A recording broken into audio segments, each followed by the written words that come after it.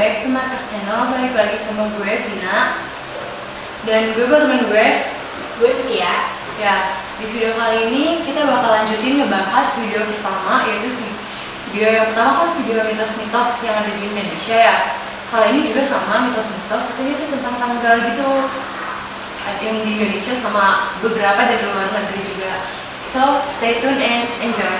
Oke, jadi langsung aja kita bahas. Yang pertama tuh malam satu suro. Siapa sih yang nggak tahu malam satu suro?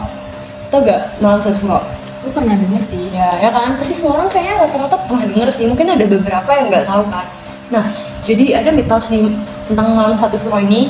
Ada mitos katanya larangan keluar rumah. Jadi di malam ini tuh kita nggak dibolehin keluar rumah. Katanya kalau kita nekat keluar rumah, bakalan ada kesialan terus nih yang datang menimpa kita. Nah, yang kedua itu katanya di malam satu suro itu banyak makhluk gaib atau makhluk halus lah ya, setan-setan yang bergentayangan. Malam satu suro ini kan dikenal sebagai malam yang keramat ya di beberapa daerah, terutama Jawa, ya gak sih?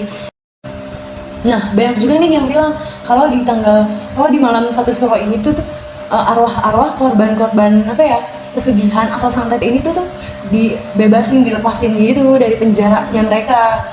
Nah, pokoknya malam satu suro ini tuh kayak malam yang mistis banget lah ya. Nah, selain mitos-mitos itu, di malam satu suro juga tuh ternyata ada ritual nih yang dilakuin. Nah, nama ritualnya itu tuh tapa bisu. Jadi orang yang lakuin ritual ini tuh gak boleh ngomong. Mereka cuma boleh ngomong hal-hal yang baik aja, kayak selebihnya tuh gak boleh ngomong. Nah, kenapa kayak gitu?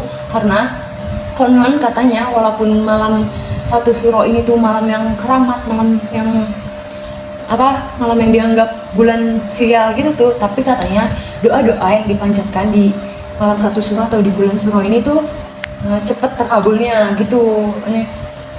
Nah, anyway, lo percaya gak sih sama malam satu suro ini? Kalau gue sih antara percaya nggak percaya ya. Oh iya, gue juga ada nih. Gue tahu mitos yang ada di Korea.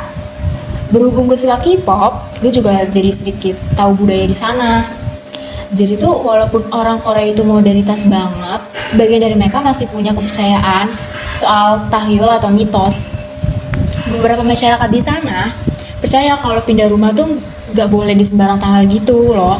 Misalnya, kalau kita pindah rumah di tanggal 1, 2, 11, 12, 21, 22, sampai 31, roh-roh jahat yang ada di rumah lama itu bakalan ikut ke rumah baru. Terus juga selama pindahan itu, rumah lamanya jangan dibersihin dulu supaya nggak diikutin roh jahat. Di Indonesia juga ada mitos ini deh kayaknya, iya nggak sih? Iya, di Indonesia juga ada mitos sih yang kayak gitu. Kayaknya di malam satu suro juga nggak boleh deh. Kayak ada larangan buat pindah rumah juga. Terus bahkan sepengetahuan gue nih ya, kalau di Primbon Jawa juga tuh ada perhitungannya buat pindah rumah, kayak dilihat dari neptu pasangannya. Terus juga ada aturan buat pindah rumah, kayak perhitungan buat pindah rumah menurut Feng Shui sama Pancasunda. Nah, kalau Feng Shui itu dilihat dari sio-nya, si kepala rumah atau si pemilik pasangan atau bahkan pasangan itunya lah, pasangan yang mau diajak pindah rumah. Nah, kalau Pancasunda itu ya sama kayak Primbon Jawa, dilihat dari neptu pasangannya. Tapi beda cara hitungnya aja, setahu gue itu sih. Nah, oke, selanjutnya ini ada mitos dari Cina, yaitu tanggal kematian. Nah, dalam ajaran Feng Shui, angka 4 itu kan berbentuk kayak kursi terbalik ya. Nah, itu tuh artinya tuh kayak kematian gitu loh, diramalin sebagai kesialan. Nah, makanya nih nggak heran kalau penomoran 4 di lantai atau lift-lift gedung-gedung di Cina itu tuh gak ada angka 4-nya, kayak langsung loncat ke 5 atau diganti sama 3B kayak gitu. Pokoknya angka 4 ini tuh sial banget deh kalau di ajaran Feng Shui gitu. Nah, hal ini juga berlaku nih sama orang yang lahir di tanggal 4. Mitosnya ya, orang yang lahir di tanggal 4 ini tuh, atau orang yang lahir yang kalau dihasilin jadi 4 gitu. Kurang tahu kayak gimana, tapi ya kurang lebih kayak gitulah. Nah, mitosnya tuh mereka yang lahir di tanggal 4 itu tuh bakalan kena sial selama hidupnya. Bakalan banyak banget kesialan di hidupnya. Nah, itu karena dalam ilmu Feng Shui itu pronouns atau pelafalan angka 4 itu mirip sama bahasa Cinanya yang berarti kematian. That's why mitos ini tuh ada. Nah, mitosnya juga nih, orang yang lahir di tanggal 4 itu tuh harus bawa potongan kaca gitu loh, potongan kaca. Nah itu tuh sebaiknya disimpan di dalam rumahnya, katanya hal ini tuh bisa ngebawa keberuntungan gitu. Ah gitu, di Indo juga ada deh mitos kayak gitu. Kalau di Cina kan tanggal kematian atau tanggal sial kan. Tapi kalau di Indo bisa dibilang tanggal keramat. Ini tuh tentang Nyi Roro Kidul gitu. Siapa sih yang nggak tahu Nyi Roro Kidul? Banyak banget mitos yang beredar tentang Nyi Roro Kidul. Nah, salah satunya ini mitos tentang tanggal lahir yang disukain sama Nyi Roro Kidul. Ada yang bilang kalau Nyi Roro Kidul suka sama orang yang lahir di tanggal 31. Katanya, Nyi Roro Kidul ini bakal nyeret orang yang lahir di tanggal tersebut ke dalam laut kalau mereka main ke pantai. Terus juga mitosnya, tanggal itu tanggal kelahirannya Nyi Roro Kidul. Banyak yang bilang juga kalau tanggal 22 itu tuh kekuatan mistisnya Nyi Roro Kidul jadi kuat banget. Terus kayak kehadirannya di pantai itu kerasa banget.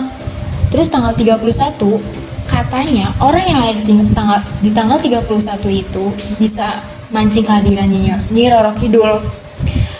Terus juga katanya orang yang lahir di tanggal 12 Mei dianggap aman dari musibah karena dilindungi sama Nyi Roro Kidul. Banyak banget deh pokoknya. Oh ya, gue baru denger deh kalau ini. Tapi kalau menurut gue sih ini cuma beneran mitos belaka aja gak sih? Kayaknya nggak mungkin ya. Gimana, kayak kan banyak nih orang yang lahir di tanggal 12 itu kan yang kata lo bakal dilindungin Nyi Roro Kidul. Nah, gimana caranya Nyi Roro Kidul ngelindungin mereka semua dari mara bahaya itu? Kan banyak ya. Terus apakah emang kekuatan Nyi Roro Kidul sebesar itu, ataukah Nyi Roro Kidul punya superpower atau gimana? Kayak sulit dinalar aja gak sih? Iya sih, gue sempat cari-cari juga di internet. Nah, di setiap web atau blog yang gue buka tuh tanggalnya beda-beda gitu loh. Jadi kelihatan kayak ngarang. Kalau dari mitos yang kita bahas tadi, gue sedikit percaya sama yang malam satu suro itu sih. Gak tahu ya, mungkin karena gue sering dengar dan baca cerita serem tentang malam satu suro kali ya. Gue jadi tersugesti kalau mitos sama malam satu suro itu beneran ada. Tapi nggak tahu juga sih, who know ya kan? Bener juga sih, who knows ya kan? Gue juga sama sih, kayak lo kayak sering baca cerita horor gitu tentang malam satu suro. Jadi kayak pikiran gue tuh tersugesti gitu loh kalau itu tuh beneran ada malam satu suro itu, dan lumayan bikin takut sih. Nah, kalau kalian gimana?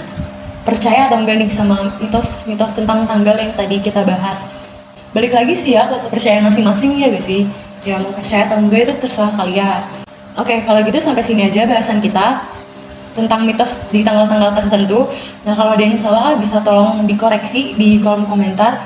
Atau kalau mau nambahin tanggal-tanggal lainnya juga boleh banget nih komen di bawah. So, see you on the next video. Bye. So, enjoy and... salah, bener kan? Wait. Bentar. Wait.